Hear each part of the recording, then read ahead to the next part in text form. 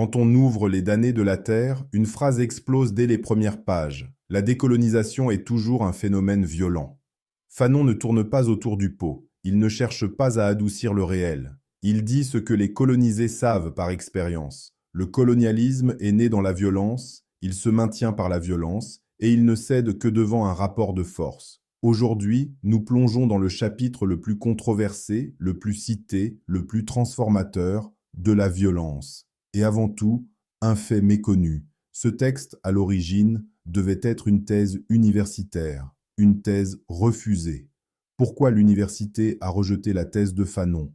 À la fin des années 1950, Fanon prépare une thèse en psychiatrie basée sur son travail en Algérie, sur les guerres de libération et sur les traumatismes psychiques créés par l'occupation coloniale. Mais ce que Fanon présente n'est pas une thèse classique. C'est une charge, un acte d'accusation scientifique contre le colonialisme. L'université rejette la thèse pour plusieurs raisons. 1. Fanon attaque directement l'État français. Il y décrit la torture, les exécutions, la militarisation de la psychiatrie, la destruction psychique du peuple algérien. 2. Il brise la prétendue neutralité de la science. Fanon dit « Il n'y a pas de neutralité dans un monde colonial.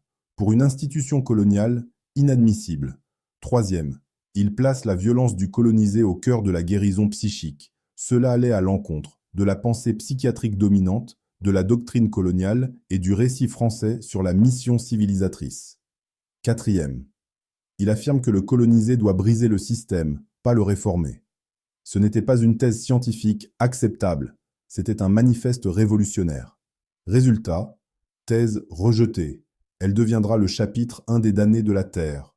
Et ce rejet dit tout sur le pouvoir explosif de ce texte. Le monde colonial, un monde coupé en deux,